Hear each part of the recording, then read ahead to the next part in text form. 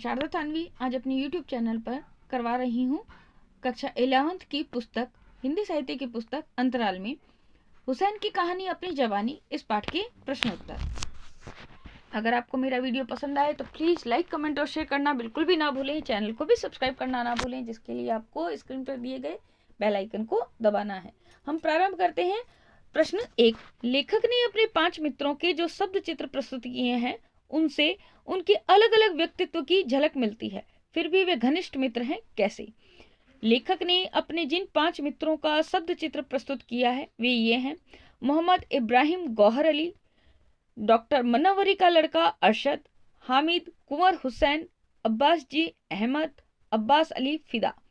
लेखक अपने संस्मरण में इन सबके व्यक्तित्व का शब्द चित्र उतारते हुए सबसे पहले मोहम्मद इब्राहिम गौहर अली के विषय में लिखते हैं कि वह एक इत्र व्यापारी था। उसका कद छोटा पर नजर ठहरी हुई थी। वह बड़ा गुणवान व्यक्ति था। उनका दूसरा मित्र डॉक्टर मनव्वरी का लड़का अरशद था। वह बड़ा ही हंसमुख था। उसे खाने और गाने बजाने का शौक था। उसका पहलवानी शरीर कसावट लिए हुए था। तीसरा मित्र हामिद कुंवर हुसैन था। उसे कुश्ती लड़ने और दंड बैठक लगाने का बड़ा शौक था। वह गप्पे हाँकने में भी कुशल था। वह दूसरों से बातें मिलाने में भी पक्का था। लेखक के चौथे मित्र का नाम अब्बास जी अहमद था। वे गठीले शरीर के थे। उनकी आंखें कुछ जापानियों की सी थी। उनका स्वभाव भी बिजनेसमैन जैसा था। उनकी हंसी सभी को आकर्षित करती थी। पांचवें मित्र का नाम अब्बास अली फिदा था। उसकी आवाज और बात करने के लहजे में नरमी थी। उसका माथा ऊंचा था और वह वक्त का बड़ा पाबंद व्यक्ति था। उसे पढ़ने का विशेष शौक भी था, अतः ज्यादातर समय किताबें पढ़ने में बिताता था। लेखक का अपने इन मित्रों से विशेष लगाव था। उनकी घनिष्ठता के कई कारण थे। जैसे एक तो वे सभी एक ही धर्म को मानने वाले थे। दूसरे, वे सभी शरीर कद काठी से मजबूत थे। वे सभी मित्र खुश मिजाज थे, जिसके चलते उनकी मित्रता खूब निभी। प्रश्न दूसरा, आप इस बात को कैसे कह सकते हैं कि लेखक का अपने दादा से विशेष लगाव रहा?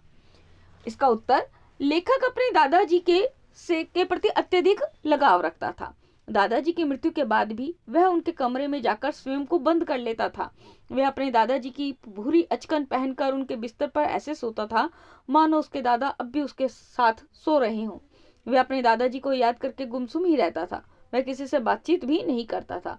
उसकी इन सब हरकतों से स्पष्ट झलकता है कि वह अपने दादाजी से अत्यधिक स्नेह रखता था, जिन्हें वह उनकी मृत्यु उपरांत भी नहीं भूल सका। प्रश्न 3, लेखक जन्मजात कलाकार है। इस आत्मकथा में सबसे पहले यह कहाँ उद्घाटित होता है? इसका उत्तर, एक दिन लेखक ने बचपन में अपने स्कूल के ब्लैक बोर्ड से देख कर एक चिड़िया का चित्र बनाया। स्कूल के ड्राइंग मास्टर मोहम्मद अतहर ने अपनी चिड़िया की हूबहू नकल को देखकर उसे 10 में से 10 नंबर दिए। मकबूल ने वह चिड़िया इतनी सुंदर बनाई थी कि लगता था अभी उड़ी। ड्राइंग मास्टर ने प्रोत्साहन पाकर लेखक मकबूल ने अपना कठिन अभ्यास और अधिक बढ़ा दिया। इसी के फलस्वरूप उसने एक बार गांधी जी के जन्मदिन पर स्कूल में ब्लैक बोर्ड पर गांधी जी का पोर्ट्रेट बनाया था, जिसे सभी ने खूब सराहा। इसे देखकर लगता था कि मकबूल में यह गुण जन्मजात ही था। चौथा क्वेश्चन, दुकान पर बैठे बैठे भी मकबूल के भीतर का कलाकार उसके किन कार्यकलापों से अभिव्यक्त होता है? मकबूल के पिता उसे बिजनेसमैन बनाना चाहते थे, इसलिए उसे हर रोज उसके चाचा की दुकान पर बिठाया जाने लगा।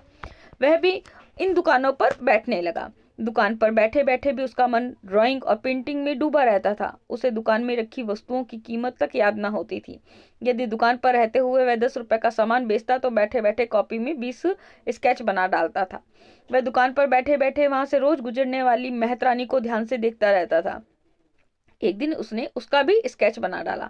इसी तरह वहीं बाजार में बोरी उठाए मजदूर की पींच वाली पगड़ी का स्केच बना देता। इस तरह उसने पठान की दाढ़ी, बुर्का पहने औरत, बकरी के बच्चे का स्केच भी बनाया। इन घटनाओं से ज्ञात होता है कि दुकान पर बैठे बैठे भी मकबूल के भीतर का कलाकार अभिव्यक्ति पाता रहता था। प्रश्न 5,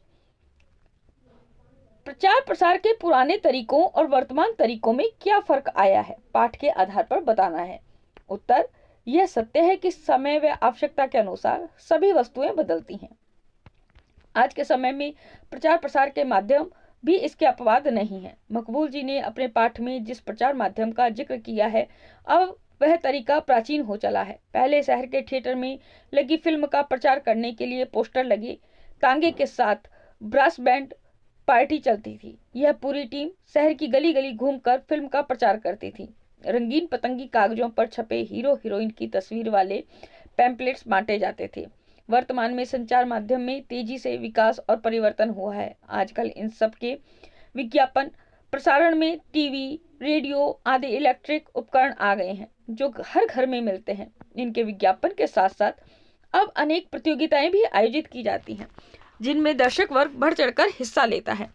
लगभग सभी बड़ी कंपनियां हीरो हीरोइनों, खिलाड़ियों आदि को अपना ब्रांड एम्बेसडर नियुक्त करती हैं, जैसे कौन बनेगा करोड़पति का अमिताभ बच्चन या फिर ठंडा मतलब कोका कोला का आमिर खान।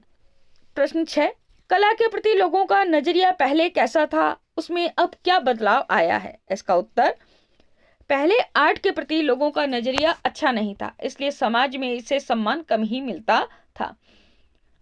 कला क्षेत्र में अवसर कम होने के कारण लोगों का रुझान इसके प्रति कम था और ऐसी शिक्षा दिलाना भी लोगों को नापसंद होता था।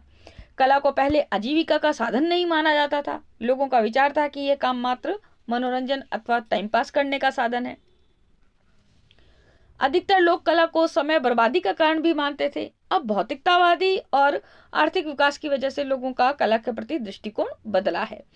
अब आर्टिस्ट भी समाज में सम्मान की दृष्टि से देखे जाते हैं। अब लगभग सभी प्रकार के कलाकारों को मेहनताने के रूप में काफी बड़ी राशि भी मिलती है। इससे कलाकार आर्थिक सुरक्षा तो पाता ही है, उसका जीवन स्तर भी ऊंचा उठा है। आज कला क्षेत्र व्यावसायिक रूप ले चुका है जिसमें रोजगार की असीम संभावनाएं बनी हैं। इससे लोगों का कला क्षेत्र के प्रति नजरिया आमूलचूल बदल चुका है। आमूलचूल मतलब पूरी तरीके से बदल चुका है। प्रश्न 7, इस पाठ में मकबूल के पिता के व्यक्तित्व की कौन कौन सी बातें उभर कर आई हैं? मकबूल ने अपनी इस रचना में अपने पिता के आचार विचार व्यक्तित्व पर घना प्रकाश डाला है। उनके इसी शब्द चित्र के माध्यम से हमें उनके व्यक्तित्व की अनेक विशेषताओं का परिचय प्राप्त होता है। उनमें से कुछ विशेषताएं निम्न हैं। संतान के प्रति चिंतित। जब मकबूल के दादा जी का देहांत हो गया तो मकबूल स्वयं को अकेला महसूस करने लगा। उसे अपने दादाजी से विशेष स्नेह था। वह उन्हीं की यादों में सदैव डूबे भी रहते थे। वह गुमसुम दादाजी के कमरे में स्वयं को कैद कर लेता और उनके ही वस्त्र पहनकर उनके बिस्तर पर ऐसे पड़ा रहता मानो वह अपने दादाजी के साथ सो रहा हो। पिता को उनके इस व्यवहार के प्रति चिंता भी हुई। उन्होंने मकबूल को दादाजी की यादों के घेरे से निकालने के लिए उसे बड़ौदा के बोर्डिंग हाउस में भेजने का दृढ़ निश्चय किया ताकि वह वहां जाकर ढंग से शिक्षा ग्रहण कर सके। धार्मिक व्यक्तित्व। मकबूल का परिवार इस्लाम धर्म को मानने वाला था, इसलिए वह एक मजहबी व्यक्ति थे। वे चाहते थे कि उनका बेटा भी शिक्षा के साथ साथ धार्मिक शिक्षा भी ले। मुस्लिम धर्म में अपनाई जाने वाली पूजा पद्धति को भली प्रकार जानकर उन पर अमल करे। वे जीवन में पवित्रता पर बल देते थे। दूरदृष्टा। मकबूल के पिता दूरदृष्टा थे। वे अपने बेटे की रुचि एवं सुरक्षित भविष्य के लिए कभी दकियानुसी विचारों को नहीं मानते थे। प्रसिद्ध चित्रकार बेंद्रे के समझाने पर वे तुरंत समझ गए थे और बेटे को कला के क्षेत्र में उतारने के लिए तत्पर भी हो गए थे और इसलिए उन्होंने मकबूल को हर तरीके से चित्रकारी सीखने की इजाजत भी दे दी। तो ये आज मैंने अपनी वीडियो में आपको करवाए हैं हुसैन की कहानी अपनी जबानी इस पाठ के प्रश्नोत्तर। अगर आपको मेरा वीडियो पसंद आए तो प्लीज लाइक, कमेंट और शेयर करना ना भूलें। मेरे चैनल को सब्सक्राइब करना भी बिल्कुल ना भूलें और प्लीज वीडियो को पूरा देखें। आज के लिए धन्यवाद और नमस्कार।